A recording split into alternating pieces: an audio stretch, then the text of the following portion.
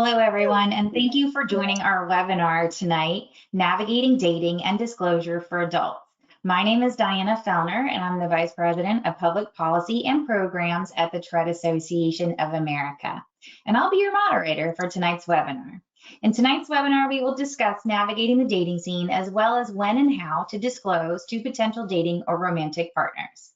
The discussion will also include addressing common dating challenges that individuals face both with and without disabilities. This session will aim to provide attendees with strategies and confidence to enter the dating field. I would like to introduce our presenters, Alexa and Jacqueline Child, the co-founders of the Dateability app. Alexa Child, co-founder of Dateability, graduated from Georgetown Law in 2015 and currently works as a public interest attorney.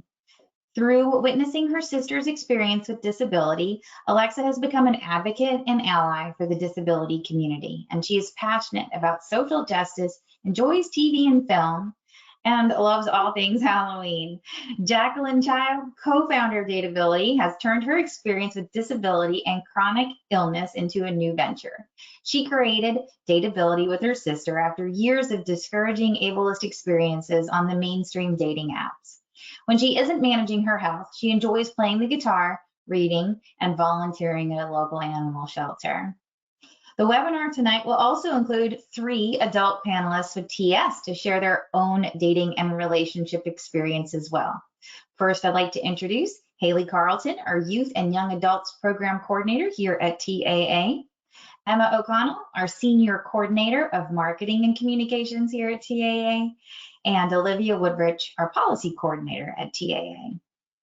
Participants have the ability and are encouraged to place questions in the questions function on the box throughout the presentation.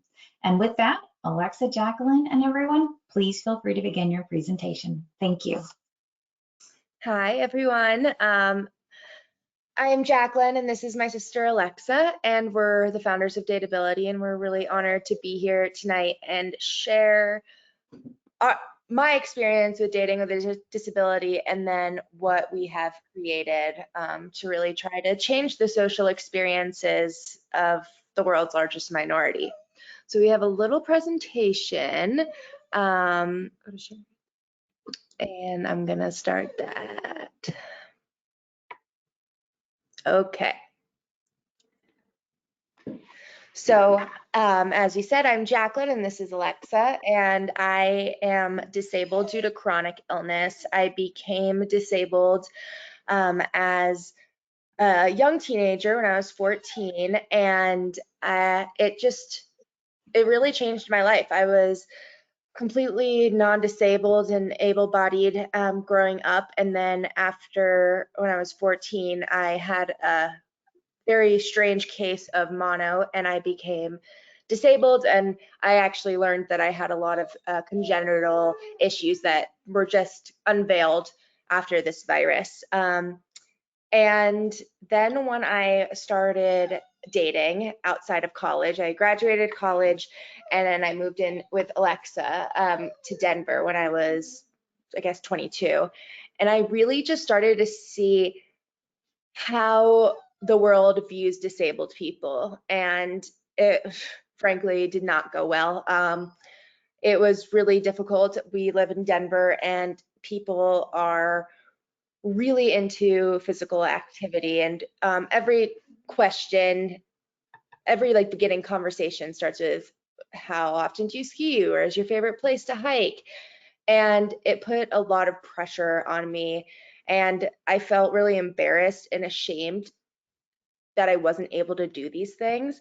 And there was just so much stigma surrounding my disabilities. And I used the traditional dating apps, and they frankly did not go well. As you can see in one of this conversation, someone had asked me to go for a walk in the park, and I had just recovered from a knee surgery, and I said, I can't do that, but how about we just do a picnic instead? And he asked me why I needed surgery and what I did to injure it. And I was honest, and I said, I have a connective tissue disorder. And he replied with telling me that I should never have biological children because it would be selfish to pass along my genetics. And that was the first time that I really felt discriminated against and judged for my disability. But looking back, I had been judged and discriminated against many times before that, but this was like very obvious and out there and just really hurtful. And we have polled our users, and people have said that they get the same comments, they get similar comments, they get people asking them if they can even have sex, or saying that they don't even know how to communicate with someone who uses a wheelchair. And so it's really hurtful, and we've really decided that, you know, we wanted to change it. And so we created Dateability, and we launched in October of 2022, and we created this app by ourselves. We put pen to paper and sketched out what we wanted the app to look like, and then found developers who could bring that vision to life. And so we just passed our first anniversary, which we're very proud of. But we'll talk to you more about the app itself. Yeah, so Dateability is really the only dating app for disabled and chronically ill people.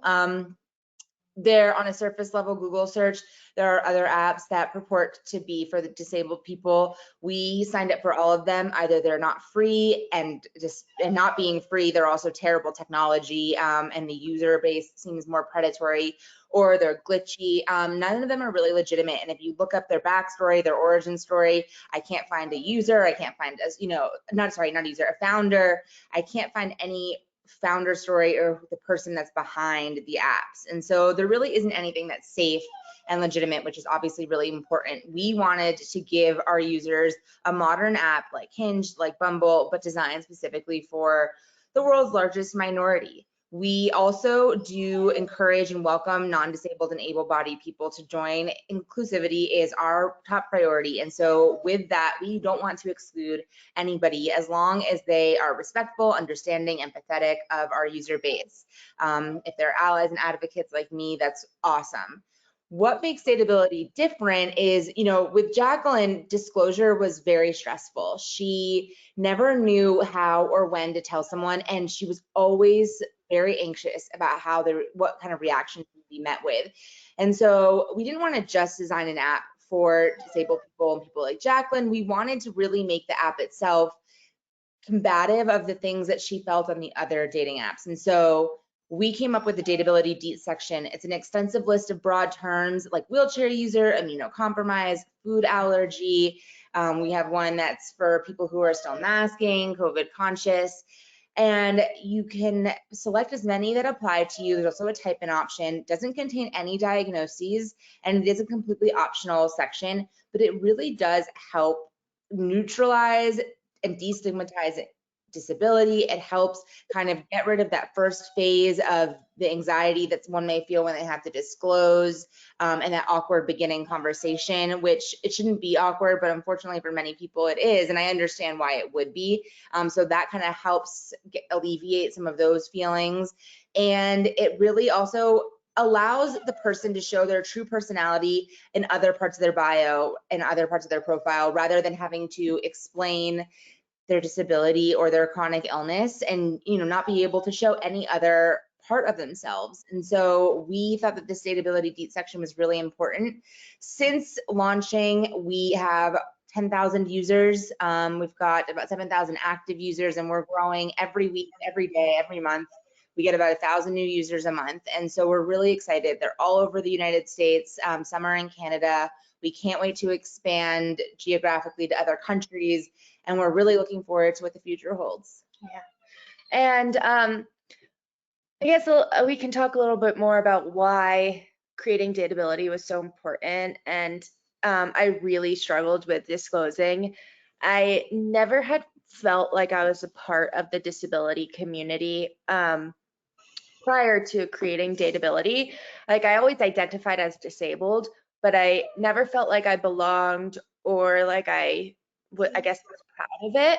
And it was really hard. Yeah, we can stop sharing. Yeah. And it was really hard, and I felt very ashamed, and I experienced a lot of internalized ableism from the outside ableism that I was getting in. And a lot of that was like, you know, feeling like I wasn't sure if I ever wanted to date someone else who was chronically ill or disabled. And I had that mindset for a few years, and I was in therapy with a therapist who is wonderful and specialized with the disabled population, and she asked me, why would someone date you? Tell me what qualities do you have that makes you dateable? And I named off a bunch, and she said, exactly. So why can't someone else have that who is chronically ill or who's disabled? And like literally a light bulb went off in my head, and I was like, yeah, I've just been discriminating against all of these people exactly like myself. And I felt sorry for myself. I felt sorry for all of the people that I felt like I had not necessarily turned a blind eye to, because I had never met another person with a chronic illness or a disability in that way. But I just was like, oh, I guess I can see how easy it is for the non-disabled population to have these stigmas and stereotypes about me and about my community, because if I have them, you know, of course other people are going to have them who don't understand. And I really struggled with that. And I've realized that what's the most important thing about finding a partner is the values and, you know, like the longevity of this relationship. And it's not about what you do on the weekends necessarily. Of course, I want someone with some interests that we can share, but it's really about what we believe in and how we want to live life together. And so I'm really hopeful that Dateability is that place where I'm going to find my person, but also millions of others are going to find people as well. And I mean, I would love to open the floor up to you guys and ask what your dating experiences are like, because I know disability is so diverse that my dating experiences can be completely different than yours. Do you want to start out with the three of us, and then we can have people in the chat talk about it too? Cool. Okay. I guess I'll go first because I started talking. So I don't know. So for me, you know, I've had Tourette syndrome. Well, I've been diagnosed since I was 5. Obviously, I had it before. So for most of my life, I mean, there wasn't really a dating life without Tourette's. And I think like it was just different at different times. I think I had a pretty, normal almost dating experience with middle school, because it's always awkward. In general, I think, you know, where I noticed that my disability came into play is when there started to be more like real relationships and stuff like that. There's been an array of different types of relationships for me. It always kind of felt like it worked better if I was friends with someone for a really long time beforehand, because they would know me and know my things, and then also like have the prerequisites of learning about Tourette syndrome before ever dating me.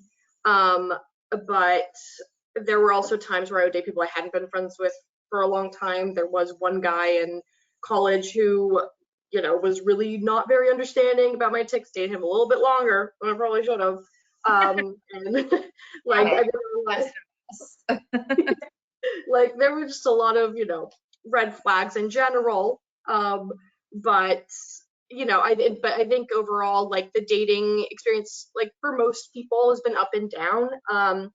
I recently started using dating apps again, and I think to find out that I probably don't want to date, but it wasn't because, you know, disability related in that case. But what I will say is, I think for me, like that disclosure aspect for me has been easier, because I think especially for people like me, Haley and Olivia, it's like, oh, what do you do for work? Well, I work for the Tourette Association of America. Oh, why do you do that? Because I have, you know, beyond me having, you know, Tourette's, and yeah, like I have Tourette's and I love to do marketing, blah, blah, blah. But I think that's like kind of a fun opening into it. I've kind of used that before. I've also like, cause I do social media, YouTube stuff out of this. That's something I'd be like, okay, here's this cool thing I do. So, you know, having hobbies that relate to it too helps to disclose. But essentially, overall, the dating experience has been good and bad. So, Yeah. but And yeah. tell people on the dating apps, you know, that you have Tourette's, what are their responses like? I know they vary, I'm sure. Yeah, so I very recently got back into them, so I haven't had like a ton of conversations with a ton of people to pick. I don't have a really large sample size, but when I have talked about it, I mean, there's been times where people, you know, they have they bring their understandings of it to the conversation, which are incorrect or, you know, just misunderstandings, and it's, you know, I think that in itself is not something that is an immediate red flag. I think it's how they react when you tell them, when you try to help them understand. After that, that's usually when it's like, okay, this is a person I want to keep talking to or not. Because people are going to think the wrong thing about disability. That's why we have to raise awareness. That's why we have to advocate. So I don't fault them initially for not knowing, but then it's after you like explain things to them. And if they're still like, you know, that's, yeah. Yeah, because you can't, not everyone can know everything. And even Jacqueline, who's disabled, she's not going to know about every single disability or chronic illness on the face of this earth. Like, we're all learning, but I agree, it's how they approach the learning and wanting and understanding that really matters. Yeah, totally. Haley or Olivia, you guys want to talk a little bit? Yeah, I'll go ahead since I already unmuted myself. But so I think for me, I've been diagnosed for 10 years now, even though I've had Tourette syndrome, you know, since I was about Emma's age, probably like 4 or 5 years old. But so my story kind of is a little bit different. But the first time I even told somebody that I was dating that I had Tourette syndrome was when I was 18 years old, so 10 years ago. And he was very understanding about it. But I think what kept me from dating since then, besides being in a long-term relationship after that, has been, oh, I have much more severe Tourette syndrome than I did in high school. So, hi. So it's a little bit more difficult for me, but I've recently been on the dating scene again, and I've been like going on dates and talking to people, and it's been really exciting. And I went on a date recently where, you know, he asked me what I did for work, and like you, Emma, it's like, oh, okay, now I kind of have to reveal, or I don't have to, but like, why would you work for the Tourette Association? Well, I have Tourette syndrome, and so what I want to do is advocate for the community and, you know, be there and spread awareness for my disability. And, you know, it's interesting because he was like, oh, well, you don't seem like you have it. And I'm like, yeah, it's because I'm suppressing my tics. And so I realized, I was like, okay, if I'm going to get into a relationship or be in the dating scene, I need to be more transparent. And that's just for me personally. I know not everyone, you know, has to be that way. It's your choice for disclosure. But for me personally, it's better to go ahead and let them know that, hey, this is something that I have. It's something that I deal with every single day. And if I'm going to be dating you or potentially finding some sort of life partner, you need to know that it's going to get loud a lot of the times. And I don't want to, you know, disrupt or anything. So I want someone to be really understanding. And recently I did find somebody, I met someone who was very understanding about it, very inquisitive about it, and had, you know, so many questions and good questions too. And I found that going on dating sites, dating apps like Hinge and Bumble, I've gotten kind of some mixed reviews, you could say, about my Tourette. I've had people ask me amazing questions, and, you know, on Hinge you can do a voice recording of yourself. So I did a voice recording saying that you can ask me about my Tourette syndrome, and I was ticking. So I was like, that's the first thing that they're gonna need to know anyway. So I might as well put it out there and weed out the people who are gonna be, you know, good partners or not. So I think I have had mainly a good experience with dating recently about with my Tourette syndrome, but I think I'm rambling at this point. Olivia, did you have anything that you wanted to talk about? Yeah, hi everyone. So I was diagnosed when I was 7, so I don't remember a life without, having to, tell people, about my tics. Like Haley, my tics have gotten a lot worse since high school, definitely since 2020, that horrid year. Just since then, I think my vocal tics have been a lot louder, a lot more prominent. So I think honestly for me, I've been kind of scared to get back into the dating world, just because, I mean, honestly, I don't know, I don't normally care what other people think, but I definitely kind of get self-conscious, I don't know, being vulnerable with guys especially. I think my dating experience has been rough, but not even just because of my tics. I think honestly, because of the guys I've dated, I mean, they were just not good guys. So I think that, really has nothing to do with just by, tics and me, choosing the wrong guys to have dated. But I think for me, I think a lot of people don't realize, I think, the emotional and like physical toll that, having TS takes on me. I have a new tic where I have to like clench my chest and clench my whole body and like hold my breath for like 5 seconds. And it gets really painful and exhausting after a while. And like talking even hurts sometimes, after I have like a really painful tic. So I feel like I am much more comfortable at home and in my own space.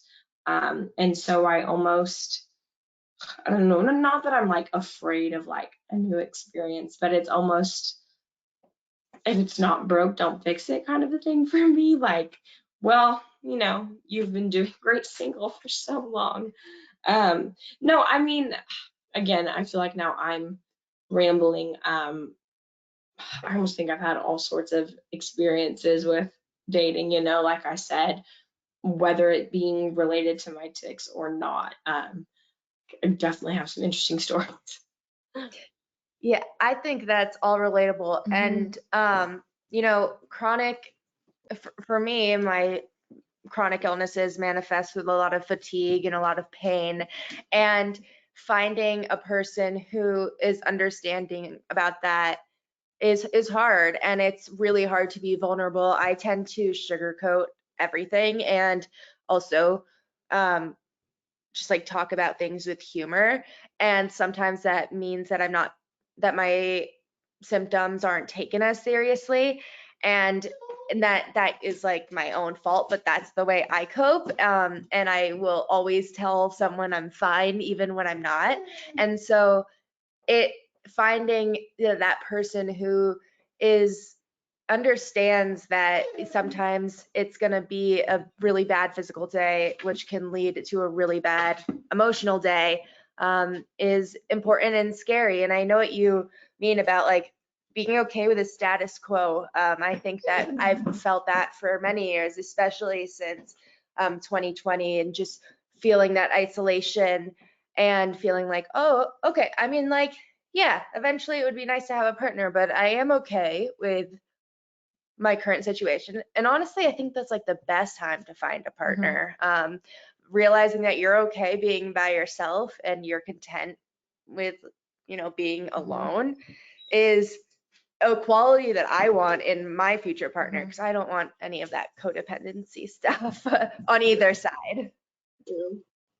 Well, I think too, I think it was when you mentioned like how sometimes like just like the fatigue from disability and everything like that too. I think first dates for a lot of people, a lot of times, like I think that guy, he asked you to go on a walk or something.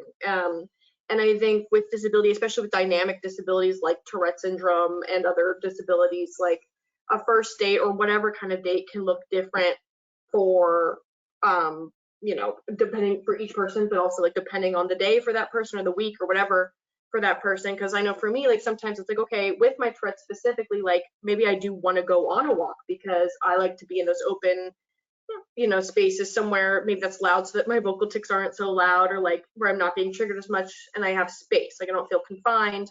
But then sometimes it's like, oh, I'm so like tired and in pain from ticking, so then maybe I just want to like hang out at sitting down somewhere, preferably not with too many people around or whatever. So I think too, like there's an important aspect of that where it's finding someone who adapts to, you know, or like understands that like it's not always going to look the same way for you, as someone with a disability. And that's another thing too, just to pull back in what Haley had said too, about the guy being like, you don't seem like you have Tourette's. Well, it's like, okay, what is it? What does Tourette's look like? You know, like what is the one way to, you know, that Tourette's looks like to you? And that, you know, I'm not fitting, because that's not the way, like obviously you have Tourette's, so like the way that he's seeing it is wrong, because, or, you know, is not the only way. So, yeah, I don't know, just a lot of things there to unpack where, a lot of it has to do with finding the right person who will adapt and understand and listen, listen to the disabled person. So. Right, and the people are out there too. I mean, it's hard to find them, but there are like empathetic people who are not going to judge you. Like I said, I've had a variety of different reactions regarding my Tourette syndrome, but either, you know, I've had the, oh, you should have a sense of humor about it, and I've also had the, oh, that's kind of cute. So I'm getting these different kind of weird reactions where I'm like, I want to educate you, and I will, but at the same time, I'm like repulsed by what you have to say. Yeah, it's so I'm just job. Like, right. See, it's not our job to like have to, but yeah. Anyway, it's just kind of, it's interesting how the spectrum of people you find within the dating world and having a disability like Tourette syndrome is. Yeah, and that's why we really created Dateability. Like dating is hard for everybody, or you know, most people. And I know that you have to kiss a lot of frogs to find your person and to find that special person, but I don't think that people should have to go through abuse and harassment to find that person. And so Dateability for us, it really acts like a really good way to filter. The guy that said Jacqueline should never have biological kids, he's never going to sign up for Dateability. But somebody who is empathetic and is, you know, understanding would be open to it. Or, you know, the users on Dateability themselves are more empathetic and understanding because they all have some similar and shared perspective, even if their disability is different or even the same diagnosis manifests differently. It is, you know, something that's important. I just don't think dating has to be as miserable as it has been for Jacqueline on the mainstream dating apps, and that you should have to look that hard for someone that's going to be understanding of your disability. Like that is, you know, it's just something that a lot of other people, like, they don't have to search like far and wide for. And we want to truly make love accessible on Dateability and make it easier. Yeah, and I think that's what some people forget, is that disability is so diverse that, you know, there's psychiatric disabilities, intellectual disabilities, physical disabilities, chronic illnesses, and all of those have such a wide range of ways that it manifests. And that I think a lot of times, and I'm definitely guilty of this, like when I picture dating a disabled person, I picture dating basically like my clone. And I was like, oh, dating someone else who lives with this severe fatigue and pain is not going to be like conducive to like a productive life. And then I'm just like thinking realistically and logically, like a disability is so different. I mean, there's people with Tourette's, like there's people with autism, so many different types of people that I could date, but we all have this shared understanding. Like all of us, well, me and then you, the group of you, like we have different disabilities, but we have that shared experience and understanding of feeling isolated or othered. And, you know, I think Misunderstood. Yeah, misunderstood, and that it's relatable, and that at the end of the day, like, you want someone who can relate to your experience and grow from it. Yeah, another thing too with the whole, I mean, going back to the biological, whatever, the guy who was like, don't have kids. I think there's something to be said about that too, like with where I think someone who is saying that they don't want to have kids with you because you're disabled isn't going to like you or be good to you in any way either, because if they don't want their kids to be like you, then they probably don't want to be around. Like that's just ableism oozing through every crack of those messages too.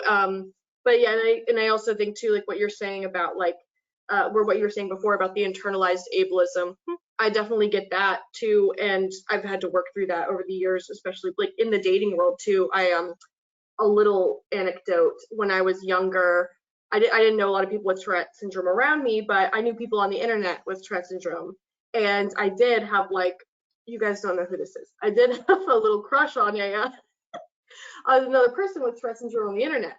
But I remember thinking to myself, like, but that'll never work because we'll have kids that have Tourette's. And I'm like, but then like after over time, it's like, but I have Tourette's and I love myself and I obviously like this person, and like, it's part of it too is, like, disability isn't a bad word. Disability isn't a dirty word. Like, we're disabled, we're cool. Why, like, why does it matter in the scheme of that? Like, if our kid has a disability too, we are even more equipped to, have, I don't know. So that's another, yeah.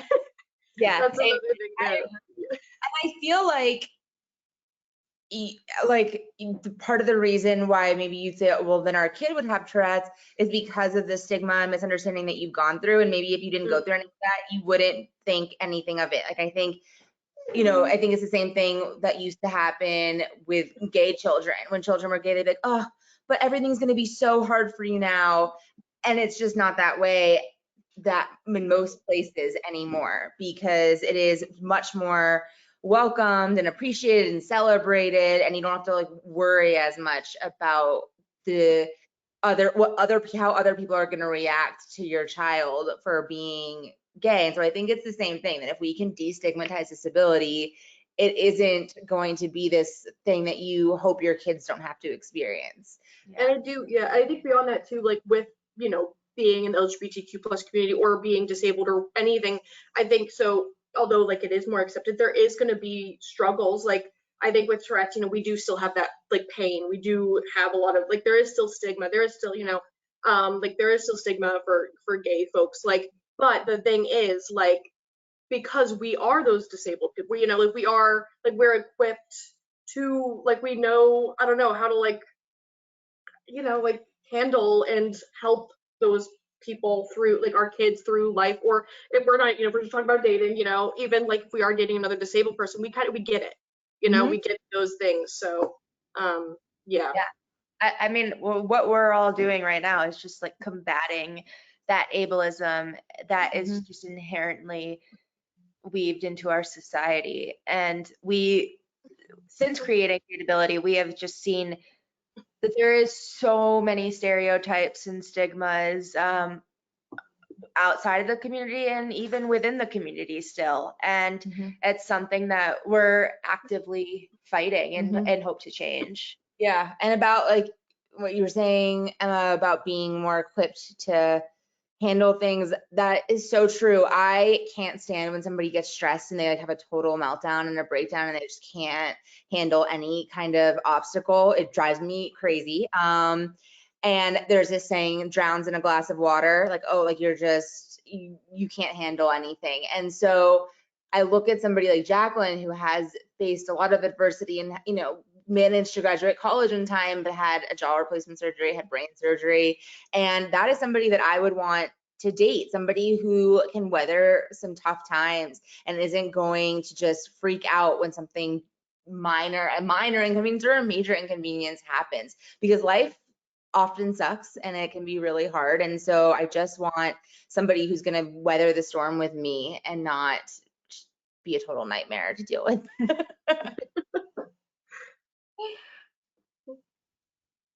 Well, we would love to open it up for questions. I'm gonna run and get my glasses so I can see the questions. Oh. And I don't know if Haley or Olivia, if you want anything else. I can help out. I Yep. can help out for you guys with the questions if you'd like. But Haley and Olivia and Emma, or anybody have anything else to say before we dig into some of those? We got some great ones. I think something that I love about having my Tourette syndrome and in the dating world is and maybe y'all can attest to this, Emma and Olivia, but it keeps us open-minded and empathetic to others who might be dealing with something completely different, but maybe as severe as having Tourette syndrome or as difficult as having like autism or something. And I think that's kind of a positive spin on it. Yeah, no, I agree. I think there's a lot of positive spins to, having. Yeah, and like, I'm not one to like glamorize disability or, that toxic positivity, but Right. it's really, I mean, I'm the person who like always looks at the bright side, so maybe it's not the best coming from me, but it's just like, I just want it to be like neutral and like a fact. And yeah, there's good things that come out of it and bad things that come out of it, just like anything, and just like all adversity people face. Absolutely. Great. All right. Well, let's hop into the questions. The first one is not a question, but more of a comment, but it's lovely nonetheless, which is, I love the idea of the app. Thank you for sharing your story. So yay. I think that's delightful. I know. All right. On to the questions. First one, I think you guys have answered this, but they may not have heard the answers, which is, for those of you with TS, were you diagnosed as a child? Were any of you not diagnosed until adulthood? I'll also say, I think I'm the only one here that was diagnosed as an adult. I've had Tourette syndrome my entire life. My story is kind of interesting, and I'll briefly kind of go over it. I don't want to take up too much time, but so my pediatrician just kept dismissing my mother pretty much about my Tourette syndrome, about my tics. My mom knew I had tics and had a feeling I had Tourette syndrome, but the doctor kept dismissing it, saying she'll grow out of it, she'll grow out of it. Kids do that sometimes. And I found that very surprising coming from someone who works, with children primarily, and Tourette syndrome being a childhood onset disorder, a neurological disorder, that he wouldn't even recommend my mom to a neurologist. But luckily I was able to do my own research. I found the TAA. That's how I figured out that I had Tourette syndrome myself, got an official diagnosis when I was 18. Haley, I do have a question for you. Did you date with tics before you had a word for Tourette syndrome? Like, did you like go on, do dating before you were able to be like, oh, it's Tourette's that I'm experiencing? Yes, and I remember revealing it to my high school class, well, not the entire class in my high school, but in some of my classes, I remember finally disclosing in like a 2 truths and a lie, and I was like, okay, that's a perfect opportunity to be like, I have Tourette syndrome. And about 50% were like, huh, I would never have guessed. And the other 50% was like, oh yeah, that makes sense. And I was able to educate them as well. It was a good opportunity for me to really kind of explain it and, spread awareness about the disorder I've had my entire life. Yeah, but maybe before you like had a name, before you even like knew that's what it was, did you go on like dates with anyone and they're like, why are you making those noises? And you couldn't tell them because you didn't know or anything like that? I've had people stare, but I suppressed my entire life. So I just learned my own techniques just from pure embarrassment and shame that I placed upon myself.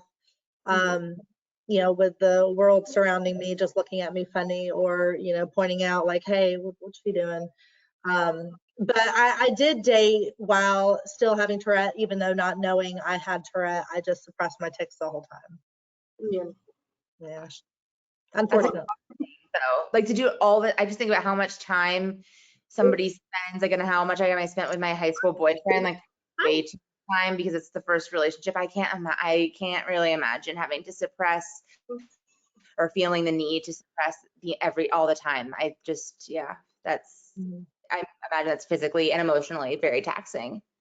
It's something that I felt like I had to do, but like I mentioned earlier, my tics were not very severe in high school, especially, you know, in my adolescence. Even when I was about 19, it still wasn't as bad. But after that, especially since COVID happened, since 2020, that's when my tics really ramped up. And I was surprised to find out that they were more severe in my adulthood, because I was also told I'd grow out of them. Right. All right, so the next question, which is kind of a statement, but I'll put that out there, which is, I wish that we didn't refer to Tourette's as a disability. My 21-year-old son has the condition, and I find that there are hidden gifts. I think you could have a disability and gifts at the same time. Oh, sorry, go ahead. I guess, well, no, I want you guys to Well, take that first. Okay. So I think for me, there's almost, you know, again, not everybody feels this way, but for me, there's almost this power in, you know, claiming that word, because being disabled is not a bad thing. You know, there are pros and cons. Like, we are amazing people, very creative, very driven. We have overcome a lot of adversity. So I think, I don't know, for me, I take pride almost, you know, in, you know, having a disability. I mean, you know, not to say that it's not hard, because it is, you know, very hard. You know, I would love to, you know, not have a TS, but that, you know, isn't like out of shame or anything. Yeah, I mean, I just, you know, don't want people to be afraid of that word, or like be afraid to claim that they have a disability.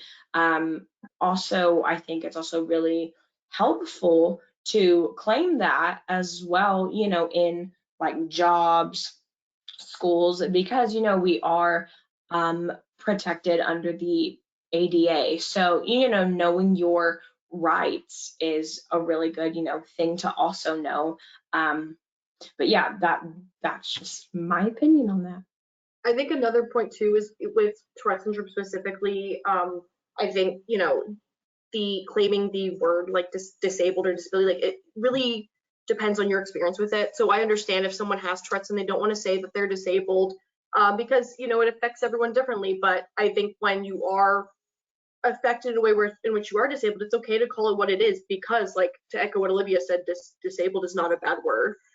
Like, so I think, you know, some people who have Tourette syndrome may go through life and never feel like they have to adapt anything else in their environment to properly function, or they may never need any accommodations, or they may never, you know, experience that ableism in the same type of way as other people with Tourette syndrome, because, you know, very complex disorder, very individualized experience, very dynamic disorder. But for the people who have Tourette syndrome, like, so for me, I don't know, like, there's some times where my tics are so bad that I can't drive, or I have to adjust things so that I can drive, or that I, you know, like typing or growing up in school, I never bubbled in any of the Scantrons. Throwback to Scantrons, I don't know if they do that anymore, because of my hand tics. Like, there's different things that, you know, it's okay to call something what it is when it is that thing. And it's not a bad word. And to add on to like the gifts part, I think, you know, yeah, like, you can be disabled and you can be really awesome and have a lot of gifts. Like, so, yeah. That's what I was gonna say, is that you can be disabled, and it can be a disability, and it can be a gift as well. Yeah. It's I think that comes from a long history of being told that disability is bad, it's ugly, it makes someone undesirable, you're broken, and that's just so not the case, as we have seen with the billion disabled people around the world who are all amazing human beings. And that, you know, bouncing off of what Olivia said, is that it is freeing to like, for some people to identify as disabled. I think that if you are fighting it, you can often feel like you're in this limbo, or this like place where Purgatory. purgatory, where you don't feel like you belong. And you're like, why am I like this? I have this thing and I just need to call it what it is, and it's a disability. And yeah, work accommodations, just Yeah. life accommodations are so important and they're Mhm. life changing. And I don't think you realize like how many are out there and what you can get with these accommodations that can really improve someone's quality of life. And I agree. I'll just say from a legal perspective, what Olivia said about you're protected under the ADA. And so what Emma said about how some days she can't drive. If she has an office job, but some days she can't go into work because she can't drive, she's protected. You know, an employer might not be understanding if they have no idea, or they might not allow you to work from home. But if it's a reasonable accommodation, you are protected. And so I do think from a legal perspective, it is important. If you need some accommodations at times, it's important to claim that protection that the law provides. All right, I think we have a great next question for everybody. This is going to be wonderful. I've never been on a date before. I feel like part of it is because of my disabilities, and it's caused me to be closed off to even trying to be involved in the dating world. Do you have any advice on getting the courage to get out there and try to be open to dating? Great question. Download Dateability, and I'm not saying this as like the co-founder. I'm saying this as a person of the of the disability community. There are a lot of people in similar situations who have never tried a dating app, have never gone on a date, and they go on Dateability and they feel less alone. And that's just like anytime we get information about people like that, it is seriously why we are doing what we're doing. It's hard to put yourself out there, but when you put yourself out there in a place where you know it's like this safe and inclusive environment and that you're not going to be judged for your disability, it just like takes this weight off. And I totally understand that it might be really scary to go on a mainstream dating app, but with Dateability, you know, the plus side is that we have a very intimate user base, and they're very active. And so you'll find someone, while they might not be in your immediate area, they'll be on the app and you'll be able to message if you meet their preferences. So I just, you know, give it a shot. And like the first message or the first date's always the hardest to go on. But if once you do it, I think you'll feel more comfortable. Yeah. I also want to point out as well for like first dates, you know, make it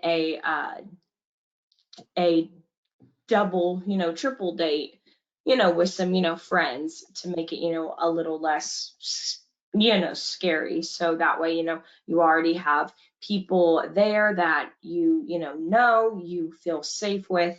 I think, that can kind of break the ice a little bit. And, if things don't, work out, you've at least had, a fun night out with your friends. Yeah.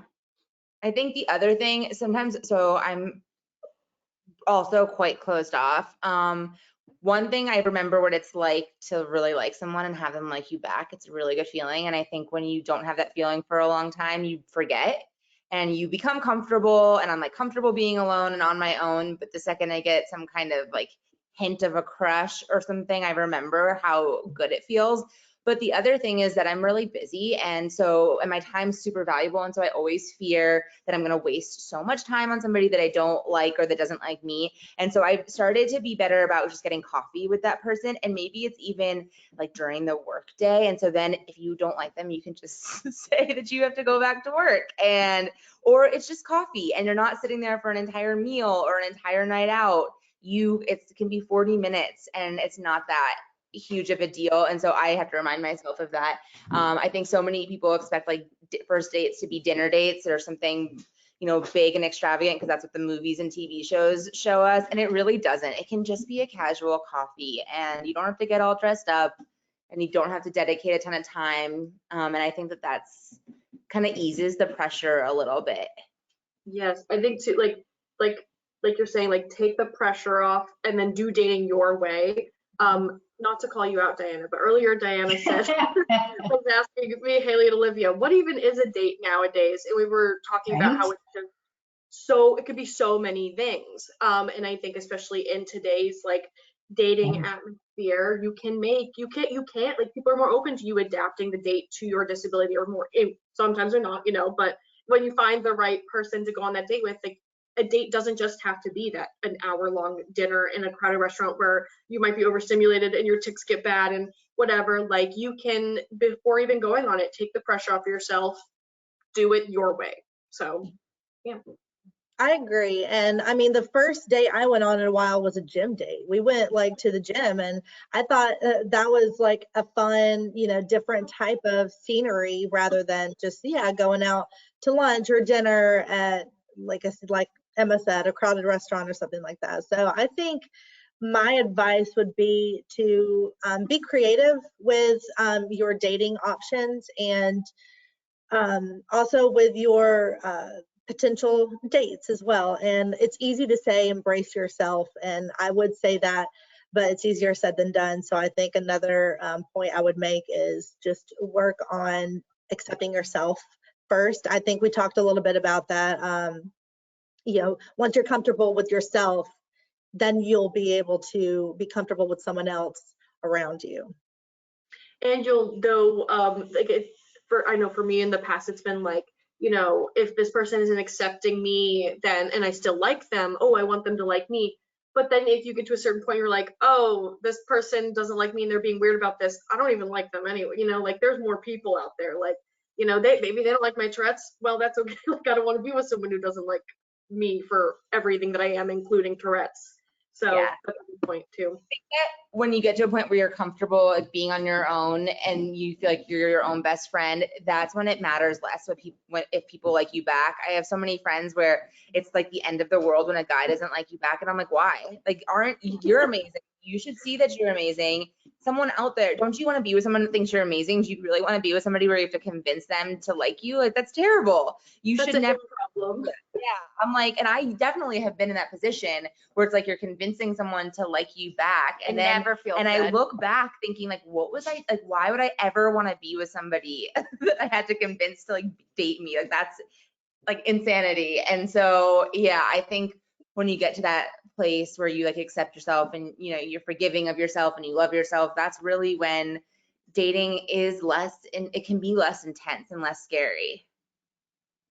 Absolutely. Great answers, everybody. All right, next question. Has judgment from others affected any of your past relationships in a negative way?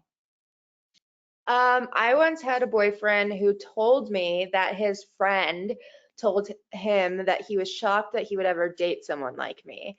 And what the friend said was hurtful, and then the fact that my boyfriend had told me that was also hurtful. And I think that ultimately kind of was the downfall of our relationship. And I've also had families tell, my prospective partners that don't date someone with medical issues, don't date someone who's disabled, your life will be filled with stress. And ultimately that relationship ended too because of what his family had said.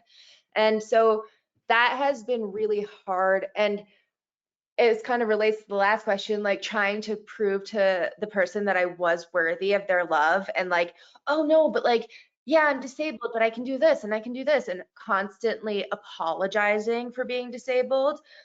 Like, I will do that no more. I have no tolerance for like having to apologize for being disabled and saying that, like, or having to prove my worthiness, because I'd rather just be alone. But it is so discouraging, and that's why like you need to find a safe inclusive space to meet people, because like no one wants to have to go through that and weed through all these people and experiences to be accepted.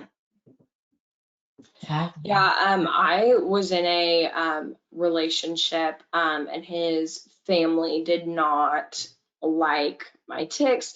And, again, this was several years ago, so my tics weren't even that bad. But they're just like, we're not, also, I think, not willing to learn, and just was very much feeding him misinformation, I think, about, me and about my tics. And so that relationship did end. But now, looking back, why would I, want to be a part of, somebody's family, that wouldn't accept me.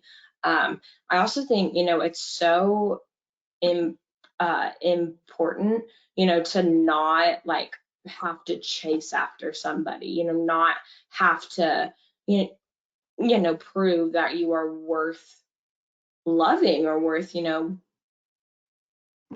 giving a shot, because we're pretty some remarkable people, if I do say so myself. But yeah, I mean, just to, you know, echo what Jacqueline, you know, said. Yeah, I'm kind of rambling now because I don't know how to end that thought. So No, I agree with what you're saying too, because I think there's been times in my past where, you know, I'll be like, okay, I really like this person, then, you know, the thing comes out where like maybe they aren't so accepting of tics or what, like any part of like my disability. And I think in like you sometimes will, because you like them surrounding that, or you like who they were until that moment, or like what you thought your idea of them, you'll kind of, you know, make excuses for them in your head. But at the end of the day, sometimes it takes a lot of trial and error to learn that people are going to show you who they are.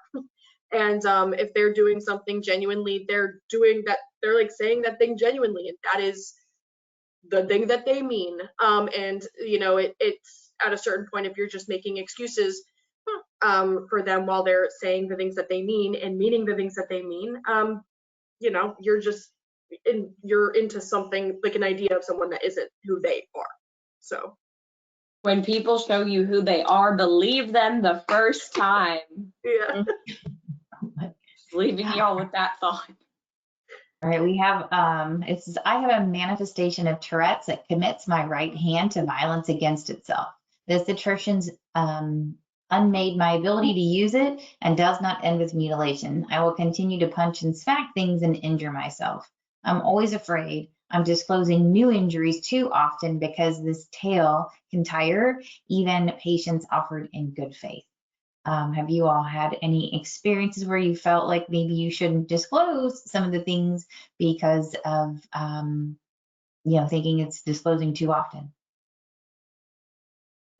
I mean, I think for me, like, you know, Tourette syndrome being something that like is like, you know, the tic levels differing on, you know, I don't like day, week, year, month, whatever. No, I definitely get that, where it's like sometimes it's like, am I talking about this too much? Also, since Tourette syndrome and disability advocacy as a whole, for me, is my job, my hobby, and my life. Like, you know, like I kind of like, as a joke, I always say never shut up about Tourette's.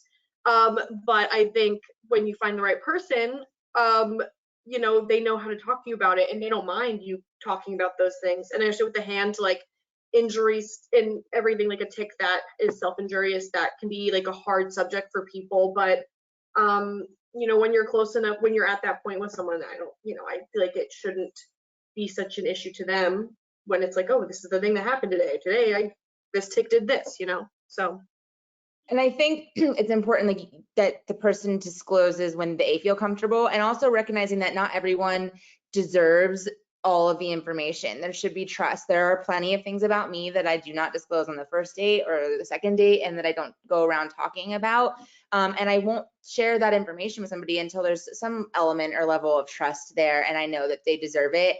And so I do think, you know, has nothing to do with shame and being ashamed of it. The things that I don't want to disclose, I'm not ashamed of at all. It's just that that's information that is privileged, and it's just something that not everyone needs to or has a right to know. And so I do think that there is that to take into consideration as well. We have a comment that I think is good, which is, thanks, Haley. The pediatrician told my mom that they were bad habits and I would grow out of them too. I think you're all so very brave to put yourself out there like that. All right, one last question, guys, and we're 1 minute over, so hopefully everybody has one more minute. But how might the dating experience differ when disclosure happens up front versus disclosing later down the line? On the mainstream dating apps, I tried a bunch of different times of disclosing, and sometimes I would disclose up front, sometimes I'd put it on my profile, and sometimes I would wait until it was relevant. And unfortunately, none of those experiences worked out for me, but I've noticed that when I disclose on Dateability, and I filled out the Dateability deets and they're on my profile, people, like, it takes disclosure off the table. Like I don't even have to disclose. I put like that I'm immunocompromised, I have chronic pain on my profile, and people get it. They're not asking you to rock climb. Yeah, they're not asking me like to do these activities on a first date. And so it really takes the pressure off. And like, I mean, it really is just like this weight of relief and really helpful. Yeah, and I think that goes back to what or how much information you disclose. So just because you're disclosing doesn't mean you're disclosing everything. You know, Jacqueline disclosing that she has chronic pain is immunocompromised isn't disclosing like every symptom or every manifestation or every detail, but I do think it covers like a baseline where you know that the person reading that isn't going to invite you to go rock climbing or be like, let's go for a run. You know, they're not going to choose that as your first date activity. And so I do think that helps get to get rid of the initial conversation entirely. And I think that initial conversation is always the most awkward and uncomfortable and scary. Yeah. So I do think that and I've found that like with having it on my profile, I can have these conversations like when I first match with someone that are just about like our lives and what we like to do, and it's not about disability. And then once the trust is gained and whatever, we want to learn more about each other, then that comes in, and it's like, oh, so like, you know, what type of, where does your chronic pain affect you the most? And so it's almost like we can focus on other things when I disclose on the app. That's such a great point. I think too, that's such a great thing about Dateability is that it's like disclosure is expected, when usually I think a lot of times for people it's scary, or like is this the time I do? There's a lot of unknown, which I think on top of that too, I think part of, because it's so scary, because it's so unknown, is we're all gonna kind of be I think I started moving, my webcam started moving slower. But I think the great thing to do though is that, like, since it is so scary and it can be so scary and it is so unknown, it's like, as when we all start this, you know, you don't have to disclose, but when we all start disclosing when we want to, and like, you know, doing that, like, it makes it less scary for other people to disclose things, or like to talk about disability or be open about things when we start doing it more and more, making the scary less scary and the unknown known. So Yep. That's why I've decided now to be upfront about it, and that's why it's on my profiles now, is that, like, I have Tourette syndrome. This is what you have to be okay with, because this is me. This is exactly who I am. And I can tell also differentiate between the people who have actually read my profile and those who just wiped and didn't really read my profile and were surprised to find out that I had Tourette syndrome. That's what happened with the gym date that I had. Because it's, I always find that kind of funny too. It helps you kind of weed out again, like, who actually took the time to read your profile and learn about you before swiping right. But yeah, that's why I've decided that disclosing is the first thing I do now. That helps me at least.